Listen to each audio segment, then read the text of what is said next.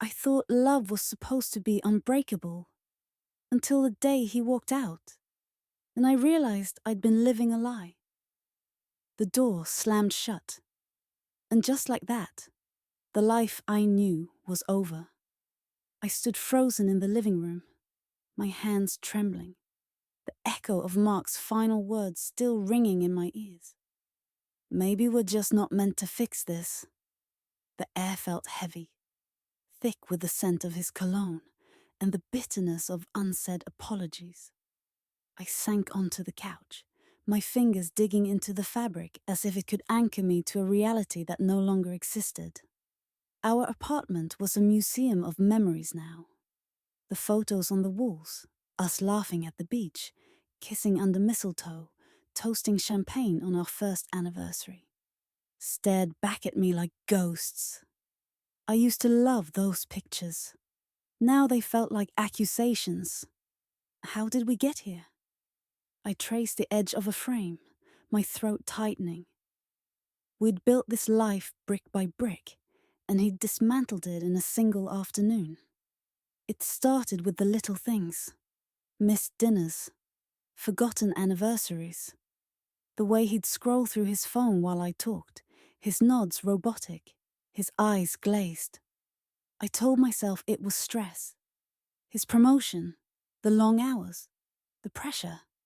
But then the arguments began. Petty at first.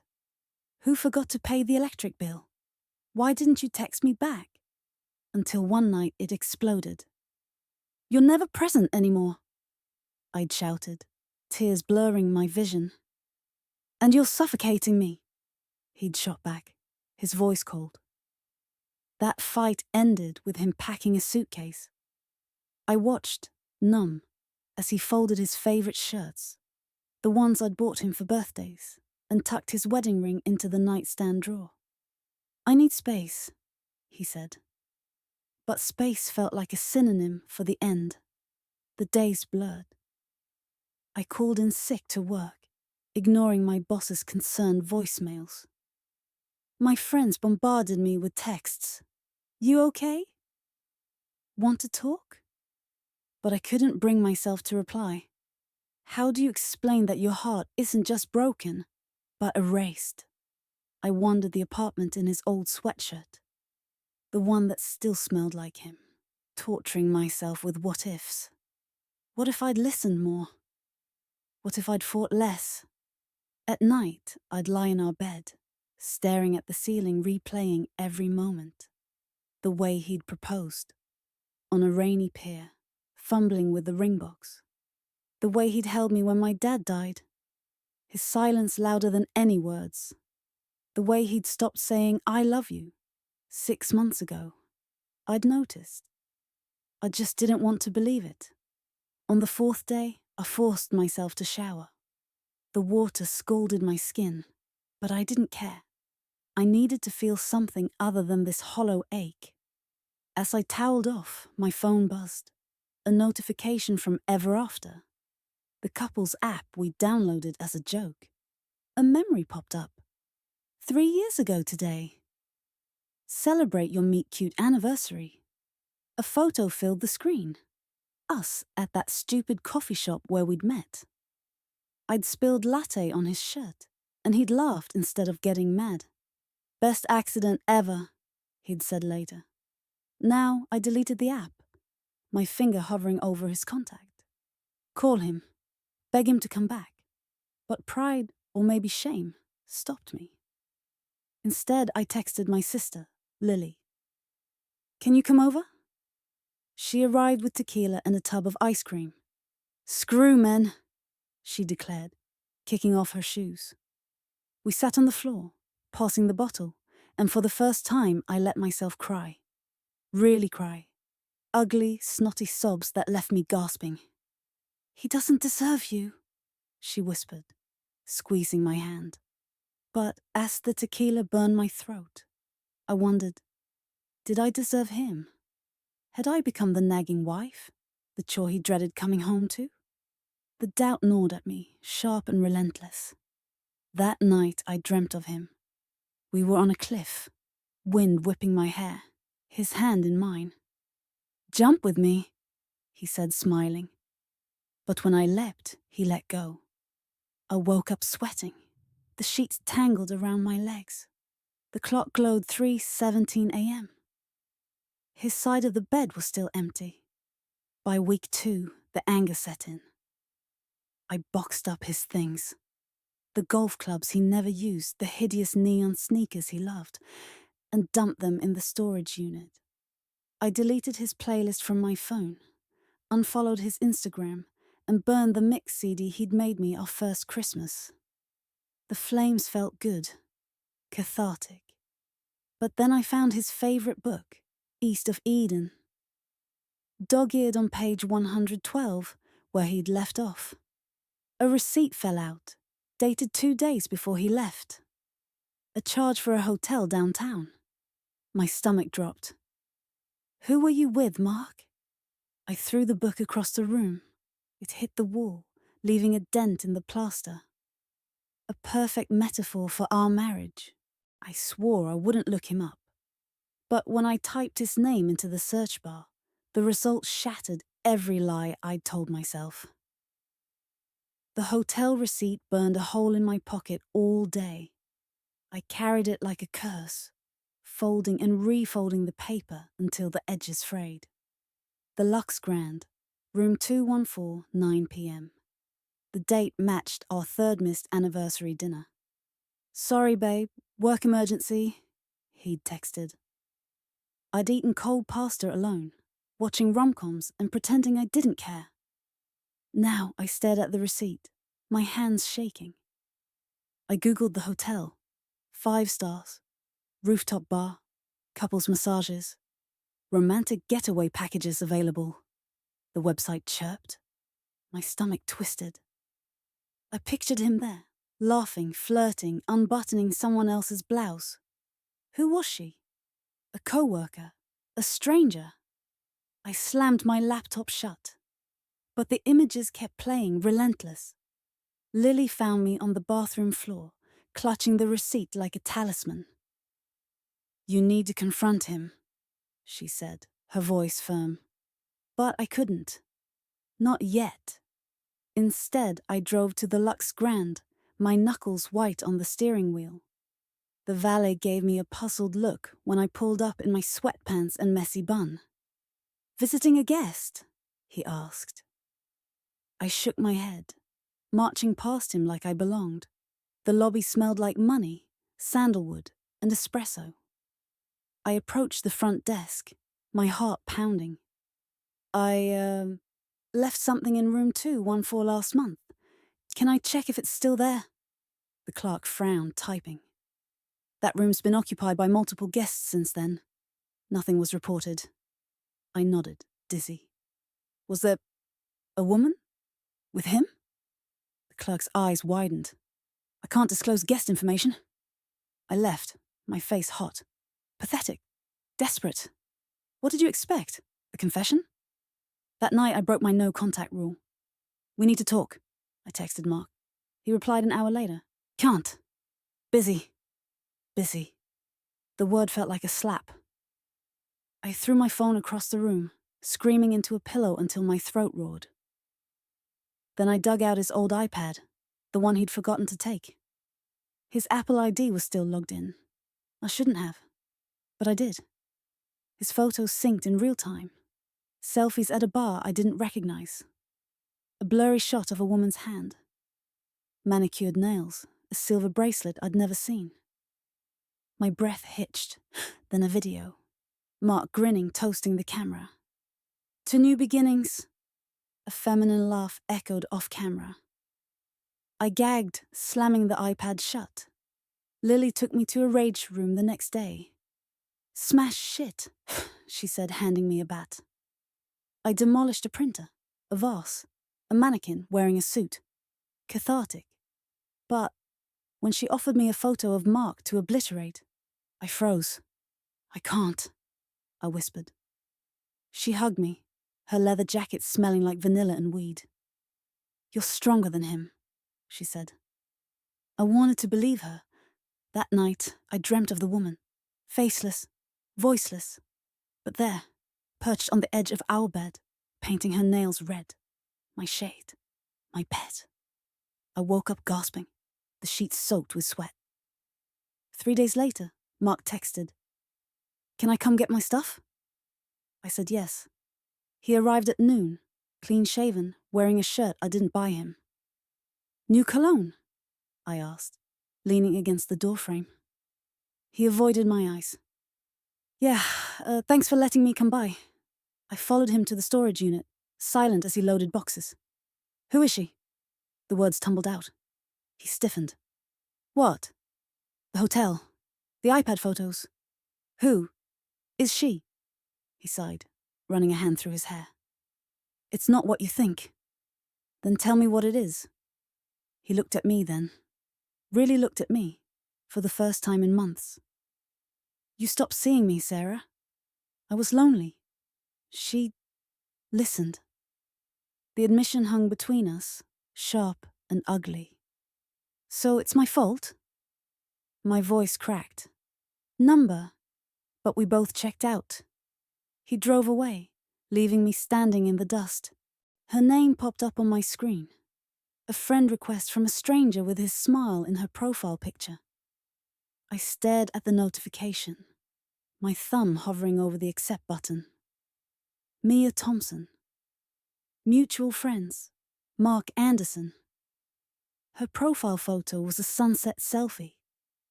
Mark's arms slung casually around her shoulders. My chest tightened. She was pretty. Curly hair, dimples, the kind of effortless beauty that made me hate her instantly. I clicked through her photos. There they were, cozy dinners at the Italian bistro. Mark and I used to frequent, hiking trips to trails he'd promised we'd explore when things calmed down. A concert where he'd worn the band tee I'd bought him for his birthday. Captions like, "Adventures with my person," and "Love this life." The dates overlapped with our marriage. He'd been with her while I was home, crying over his empty side of the bed. Lily found me hyperventilating on the kitchen floor, my phone still clutched in my hand. "Breathe," she ordered, shoving my head between my knees. Her voice softened. "We're gonna ruin her. We plotted like villains in a bad Lifetime movie." Lily created a fake account. Jake, 28, loves hiking and craft beer, using a stock photo of a guy kayaking. She slid into Mia's DMS with calculated charm. "Hey, saw your pic at Red Rocks. You into the Lumineers?" Mia replied instantly. "OMG, yes. Best night ever." Lily smirked, typing back. "No way. I was there too." Section 203? 204 factorial. Small world. I read their flirty banter, nausea rising. Mia sent a selfie from the concert. Her cheeks flushed, Mark's hand visible on her waist. She didn't know, or did she? Lily pushed further. "You there with someone special?" The typing bubbles lingered. "Just a friend," Mia finally replied. "It's complicated." Complicated. The word felt like a knife. I confronted Mark at his new apartment, a sleek high-rise downtown that screamed bachelor pad. He answered the door in gym shorts, his hair damp. "Sarah, what are you—" I shoved Mia's profile in his face. "How long?" He paled. "It's not serious." "Were you sleeping with her while we were married?" Silence. "Answer me." "Once," he muttered, avoiding my eyes. "After we separated." Liar. The concert was 2 months before he left. I'd spent that night scrubbing burnt lasagna from our pans, wondering why he'd fallen asleep at the office. I threw his coffee mug, the world's best husband, one I'd given him on our first anniversary, against the wall. It shattered, brown liquid streaking the paint like a Pollock nightmare. "Get out," I hissed. Though it was his place now. He didn't move. "You want the truth? You checked out first." Every conversation was a fight. Every text was a chore. Mia. She listened. "So this is my fault?" My voice cracked. number, but we both stopped trying. I left before he could see me cry. Lily's plan escalated. She catfished Mia into meeting Jake at the Rusty Anchor, a dimly lit bar near the waterfront. "Wear a disguise," she insisted, tossing me a black wig and oversized glasses. "Think Nancy Drew meets single white female." I arrived early, nursing a martini at the bar. The place smelled like stale beer and regret. Mia walked in at 7:05 p.m., wearing a blue dress that hugged her curves. She texted Jake nervously. "Here, blue dress." She looked younger in person, softer. The kind of woman who'd never yell over a misplaced sock or cry into a cold dinner. I watched her check her phone, her smile fading as minutes ticked by. Did she know about me? Did she care? Finally, I approached. "Mia?" She brightened. "Jake. Number, I'm Sarah. Mark's wife." Her face drained. "Ex-wife," she corrected, clutching her purse. "Not when you started." She stood, knocking over her Merlot. The glass shattered, staining the floor like blood. "This is a setup. Was he worth it?" I hissed, stepping closer. "Was I worth destroying?" She fled, heels clacking against the tile. The bartender raised an eyebrow. "Rough night." "You have no idea." Mark called at midnight. "What the hell, Sarah?" Mia's terrified. "Good," I spat. "Now you both know how it feels." He hung up. I blocked his number, then unblocked it, then blocked it again. The next morning, Mia's profile was deleted. Mark's too. Lily high-fived me over pancakes at our favorite diner. Scorched earth, baby. But the victory felt hollow. That night, I dreamt of Mia. She was perched on the edge of our bed, painting her nails my shade of red. "You're replaceable," she whispered, blowing on her fingertips. "He never loved you." I woke up gasping, the sheets tangled around my legs. The clock glowed 3:17 a.m. His side of the bed was still empty. I thought I'd hit rock bottom. But the moment I saw her at the coffee shop, I realized I was only just beginning to fall. The bell above the door jingled as I stepped into the cozy coffee shop. The familiar aroma of roasted beans wrapping around me like a warm blanket. I had come here to escape, to find solace in a steaming cup of chai and the comforting hum of conversation. But as I scanned the room, my heart dropped. There she was, Mia, sitting at a corner table, her laughter ringing out like a siren's call. I froze, my hand clutching the door handle, as if it could anchor me to the ground. She was with a group of friends, her hair cascading over her shoulders, the sunlight catching the golden highlights. I felt a surge of anger mixed with an overwhelming sense of inadequacy. How could she look so carefree? I turned to leave, but the barista caught my eye.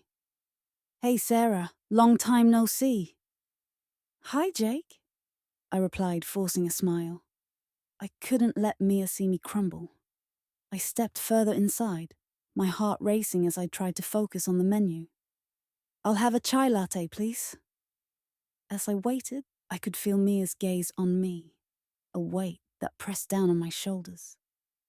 I glanced over, and our eyes met for a brief moment. Her smile faltered, and I could see the flicker of recognition. Good, I thought. Let her feel the weight of what she's done. I grabbed my drink and found a seat at the far end of the shop, trying to drown out the laughter and chatter around me. I took a sip of the chai, the warmth spreading through me, but it did little to soothe the storm brewing inside. I couldn't shake the image of Mark's face when I confronted him about Mia. The way he had looked at me, a mix of guilt and defiance, haunted me. "You both stopped trying," he had said. Those words echoed in my mind, a constant reminder of my own failures. I had let my marriage slip through my fingers, and now I was left with nothing but the wreckage. Days turned into weeks, and I found myself avoiding places I once loved. The coffee shop, the park where we used to walk, even the grocery store felt tainted by memories of Mark and Mia. I spent my evenings binge-watching shows, trying to numb the pain, but the emptiness only deepened.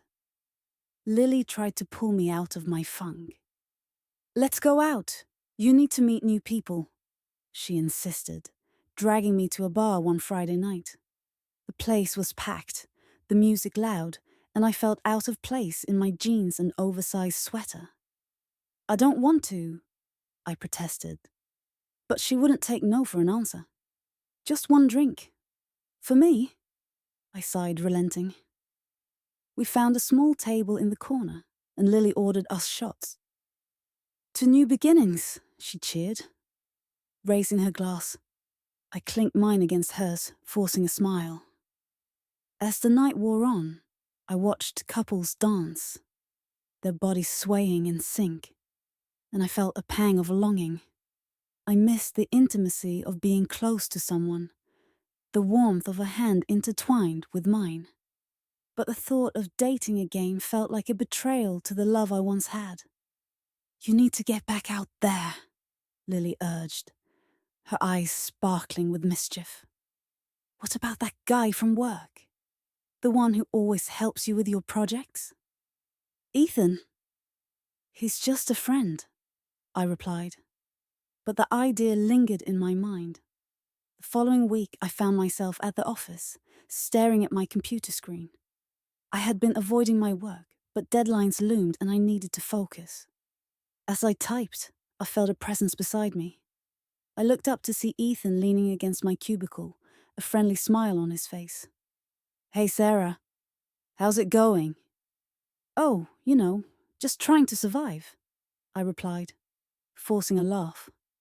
"Want to grab lunch? I could use a break," he suggested. I hesitated.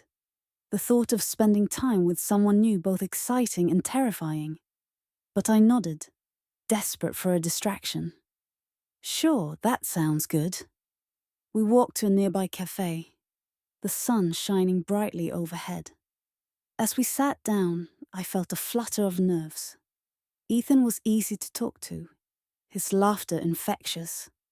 We shared stories about our work, our favorite movies, and the ridiculous things we did in college. I found myself laughing more than I had in weeks, the tension in my chest easing just a little. "I've always thought you were really talented," Ethan said, his eyes sincere. "Your presentations are always so engaging." I felt a blush creep up my cheeks. "Thanks.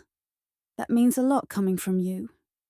As we finished our lunch, I realized I hadn't thought about Mark or Mia for a whole hour. It was liberating, like stepping out of a shadow. "We should do this again," Ethan suggested, and I nodded, a smile breaking across my face. The next few weeks passed in a blur of work and tentative outings with Ethan. We went to trivia nights, explored new restaurants, and even attended a local art exhibit. Each time, I felt a little more like myself, the pieces of my identity slowly coming back together. But there were still moments when the past crept in. I'd catch a glimpse of a couple holding hands or hear a song that reminded me of Mark. And the ache would return, sharp and unwelcome. I was still healing, still grappling with the betrayal that had shattered my world. One evening, as I was getting ready for a date with Ethan, I caught my reflection in the mirror. I looked different, stronger, more confident. I had traded my oversized sweaters for fitted tops and had even styled my hair. I felt a flicker of hope. Maybe I could move on. As I arrived at the restaurant, my heart raced with anticipation. Ethan was already there, looking handsome in a button-up shirt. He stood as I approached, a warm smile lighting up his face. You look amazing, he said, and I felt my cheeks flush. Thanks. You clean up pretty well yourself, I replied, feeling a giddy rush. Dinner was delightful, filled with laughter and easy conversation. I found myself leaning in, genuinely enjoying his company. But as the night wore on, I couldn't shake the feeling that I was betraying my past. So, what do you think about relationships? Ethan asked, his tone casual but curious. I hesitated, the weight of my history pressing down on me. I think they can be beautiful, but they can also hurt a lot. He nodded, understanding in his eyes. Yeah, I get that. I've had my share of heartbreak too. I wanted to ask him about it, to share our stories, but the words caught in my throat.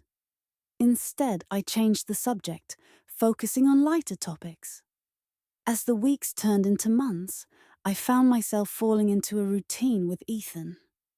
We spent weekends exploring the city, trying new activities, and meeting each other's friends.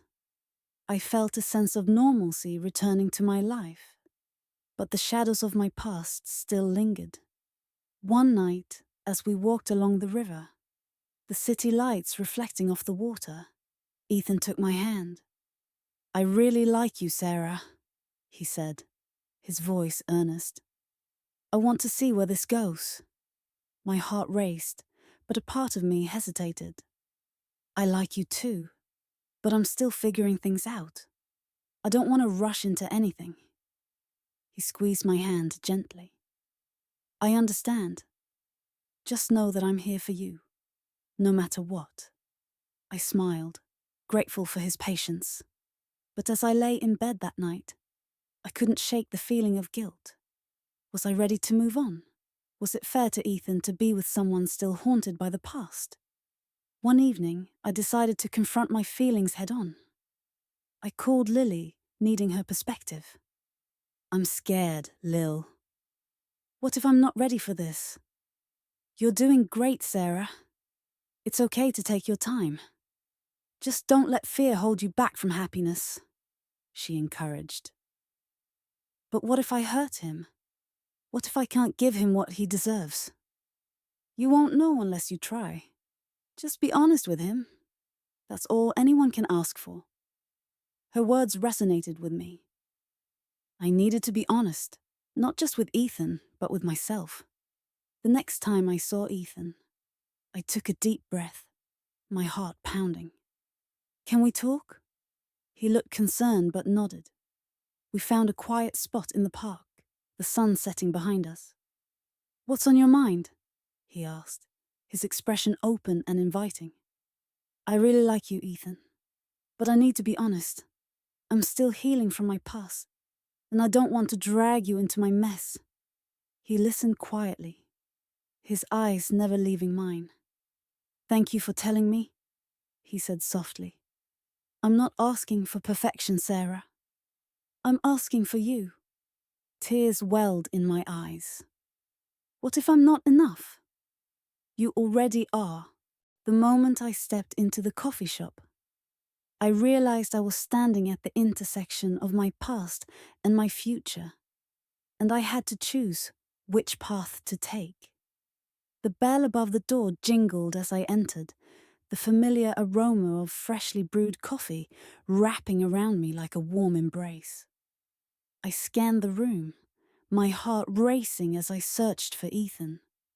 It had been a week since our last conversation, a week since I had thrown my wedding ring into the sea and vowed to start anew. I had spent those days in a haze of uncertainty, grappling with the remnants of my past, while trying to embrace the possibilities of my future. As I spotted him in the corner, his head buried in a book, I felt a rush of warmth. He looked up, and our eyes met. A smile broke across his face, and I felt a flutter in my chest. This is what moving on feels like, I thought. But the shadow of my past loomed large, reminding me of the pain I had endured. I approached the table, my heart pounding. Hey, I said, trying to sound casual. Hey, I was starting to think you weren't coming, he replied, closing his book and gesturing for me to sit. I wouldn't miss it, I said, forcing a smile as I settled into the chair across from him. We ordered our drinks, and as we waited, I felt the tension in the air. It was a mix of excitement and apprehension, the weight of unspoken words hanging between us. I wanted to dive into the depths of my feelings, to lay everything bare, but fear held me back. So, how have you been? Ethan asked, his eyes searching mine. I've been figuring things out, I replied, my voice barely above a whisper. It's been a lot. He nodded, his expression understanding. I can only imagine. I'm here for you, you know. I took a deep breath, the words I'd rehearsed in my mind swirling around. I want to be honest with you, Ethan, about everything. As we sipped our drinks, I found myself recounting the story of my marriage, the highs and lows, the moments of joy overshadowed by betrayal. I spoke of Mark, the love I had once felt, and the devastation that followed. I watched Ethan's expression shift from curiosity to empathy, and I felt a weight lift off my shoulders as I shared my truth. I thought I could move on without addressing the past, I admitted, my voice trembling. But I realize now that I need to confront it. I need to heal. Ethan reached across the table, his hand covering mine. You're doing the right thing, Sarah. It's okay to take your time. I looked into his eyes, searching for reassurance. But what if I can't? What if I'm not ready for this? Then we'll take it slow. No pressure. Just be honest with yourself and with me. His words resonated deep within me, igniting a flicker of hope. I had spent so long feeling lost, but here was someone willing to walk beside me, to support me as I navigated the murky waters of my emotions. The days turned into weeks, and I found myself falling into a comfortable routine with Ethan. We explored the city together, visiting art galleries, trying new restaurants, and even attending a concert. Each moment felt like a step forward, a chance to rediscover joy. But the shadows of my past still lingered, whispering doubts into my mind. One evening, as we strolled through a park, the sun setting behind us, I felt a sense of peace wash over me. I really enjoy spending time with you, I said, glancing at Ethan. Me too, he replied, his smile warm. You make it easy. But just as I was beginning to feel secure, the memories of Mark crept in, uninvited. I remembered the laughter we had shared, the dreams we had built together, and the way he had shattered my heart. I felt a pang of guilt for moving on, for allowing myself to feel happiness again.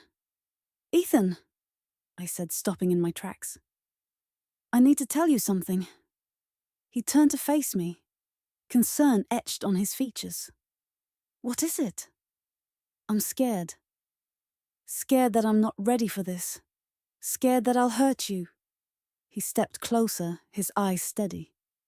You're allowed to be scared, Sarah. But don't let fear dictate your future. We'll take it one day at a time. His words were a balm to my frayed nerves. I nodded, tears pricking at the corners of my eyes. Thank you for understanding. That night, I made a decision. I opened my laptop and began typing a letter to Mark, not to send, but to release the words that had been festering inside me. I wrote about the love we had shared, the pain of his betrayal, and the journey I was now on to reclaim myself. With each sentence, I felt lighter, as if I were shedding layers of grief and anger. When I finished, I saved the document and closed my laptop. The moon cast a soft glow through my window, and I realized, for the first time in months, I felt a glimmer of hope. The next morning, I met Ethan at the park. He was waiting on a bench, a bouquet of wildflowers in hand. For you, he said, handing them to me. They're beautiful, I murmured, inhaling their sweet scent. Not as beautiful as you, he replied, his tone playful but sincere. We walked in comfortable silence, the autumn leaves crunching beneath our feet. As we reached the edge of the lake, I turned to him. I'm ready to try with you. He smiled, his eyes crinkling at the corners. I've been waiting to hear that,